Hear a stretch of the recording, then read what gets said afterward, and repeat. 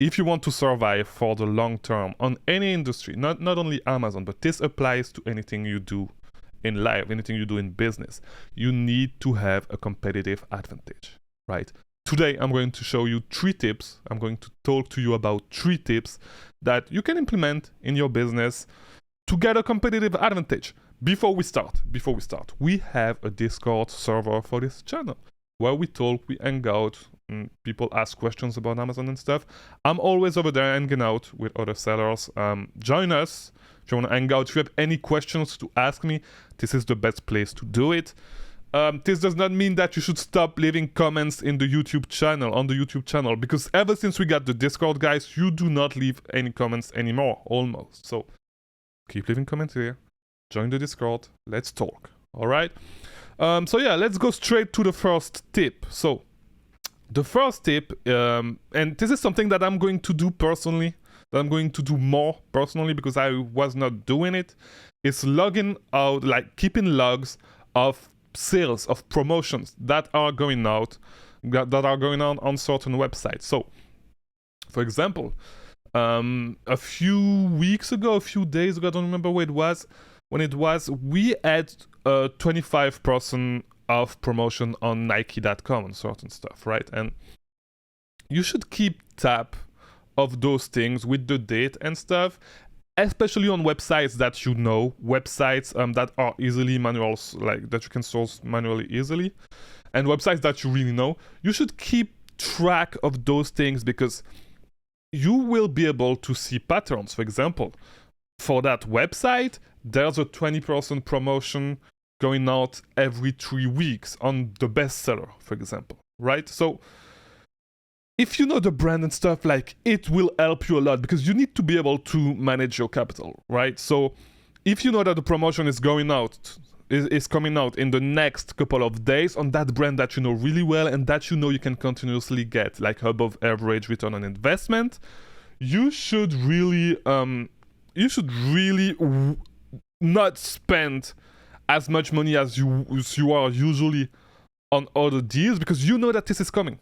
Okay, so maybe for 2 to 3 days, stop spending as much money on inventory, stack up money a little bit, keep getting that daily payout, let things pile up for 2-3 days, and then go crazy on the sale. Instead of, like, if you can predict that the sale is coming because you've seen patterns in the past and you are 99% sure, just slow down on the spending a little bit, spend more money on that promotion, and you're gonna make way more money. So this is something that I should do because a lot of times, to be honest, I've been, because I'm spending a lot of money on inventory every single day, right? So it happened that, some days I spend 1,000, some days I spend 1,500, some days even more than that. Not often, by the way, but like, if we look at the average, like, usually I try to keep the cash I have in my account low. I try to spend as much money as I can in inventory, right? And so I missed a couple great opportunity that I could have spent way more money. Like, let's just think about it. Let's say on average I spend $800 a day, right? So because this is the average of my daily payout and stuff, right? So let's say there's a really good promotion. Usually I find items with an average of 50% return on investment, right? And that promotion, this is for a brand that I really know, and I know that if they have a promotion, usually I can get around 80% return on investment, 90% return on investment, right? So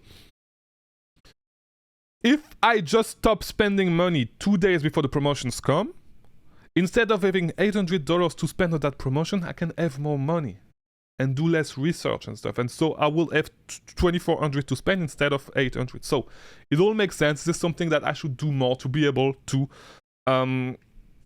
know when a promotion is coming, right? Let's move to number 2.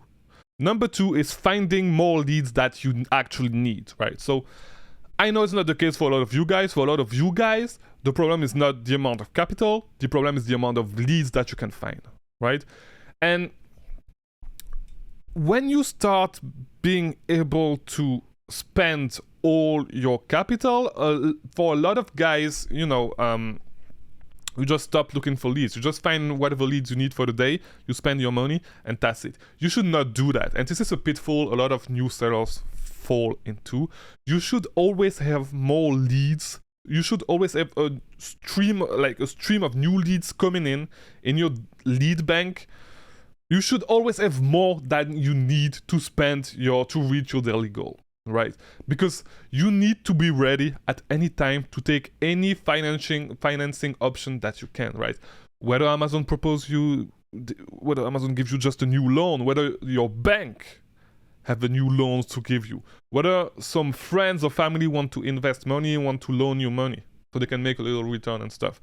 You should always be ready, because when you take a loan like that, the longest the money stays on your account, the more money you lose.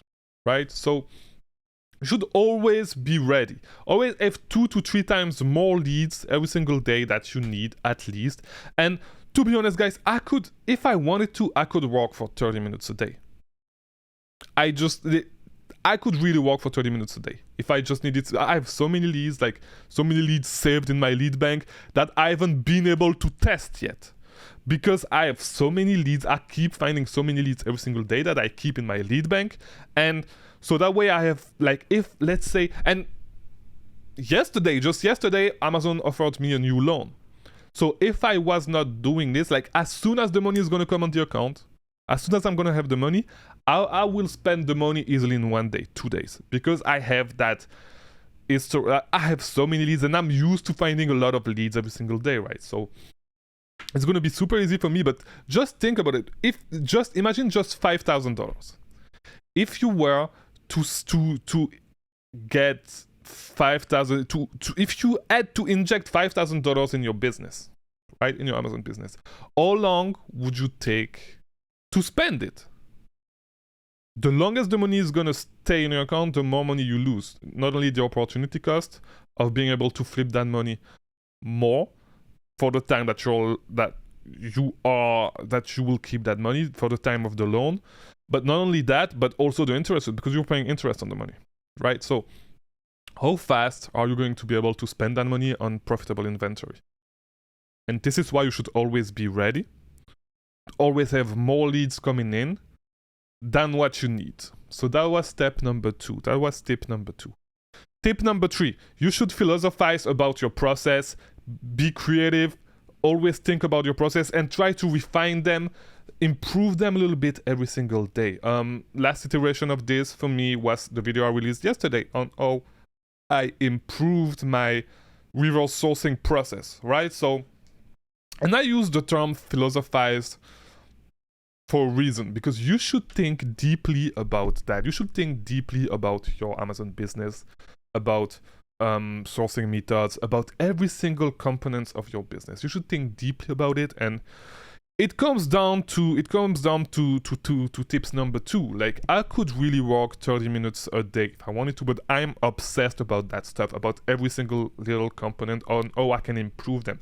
And this is how you reach success in anything that you want to do. You need to be obsessed about it. You need to be able to philosophize about it, and it is a 24-hour job. You always think about it, and you should really, whatever you do, whether you want to be a doctor or doesn't matter, even if you want to be a lawyer, whatever, you need to be obsessed about that stuff. Think about that stuff deeply, philosophize about it. I really use the term philosophize for a reason. You should really think about it. Try to innovate. Now, you do not need to reinvent the wheel, but what I mean about innovating is being able to just be creative and bring new ideas to the table all the time. Think about, try new stuff, fail, try new stuff, fail, and you will stumble upon one day something really good, a new strategy that's really good. You should bounce off ideas to people also. So join the Discord if you don't have anybody to talk about that stuff. A good way for me to do it is just making these videos. I'm bouncing ideas to you guys. I'm talking to myself, actually, most of the time, but some of you guys answer and we talk about some ideas, and we improve on those ideas. We keep building upon ideas that we had. And definitely join the Discord so you can be part of the movement. And yeah, you should really do this. And by the way, stay curious. It's not because you're obsessed about some things, some subjects, so in that instance it would be Amazon. It's not because you're obsessed about it that you should not learn about other stuff, because creativity is the interlacement. I don't even know if I can say that, but it's the way ideas that do not seem correlated at first can interlace one with the other and actually become a new idea on a subject that is not related to what the main idea was for at the beginning. So let me explain that. For example, let's say chemistry is your thing, right? You study chemistry, or you're just curious about chemistry, and like you don't have anything to do with chemistry, but you just like to learn new stuff. You may find some concept in chemistry, or it can be whatever. It can be I don't know. It can be dance. It can be whatever you want to learn about. You can find some concepts in there that do not seem like they can apply to business at first, but like just them ideas being in the back of your mind can like come to life and help you innovate on something, innovate on a new sourcing strategy, on some accounting for your business. It doesn't matter. You will have new ideas, and those ideas interlacing one with the other will bring new ideas and will give you a competitive advantage. This is what creativity is, and this is why you should stay curious, right?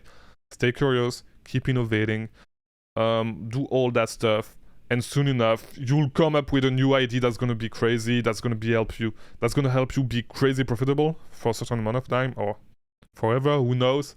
But yeah, you should definitely do this, right? And if you want to see the last iteration of that, as I said earlier, for my personal business and on reverse sourcing, check out this other video. It's the last iteration on my reverse sourcing strategy. And yeah, definitely join the Discord so we can talk, we can hang out. And I'll see you tomorrow for a new video every day at 3 p.m.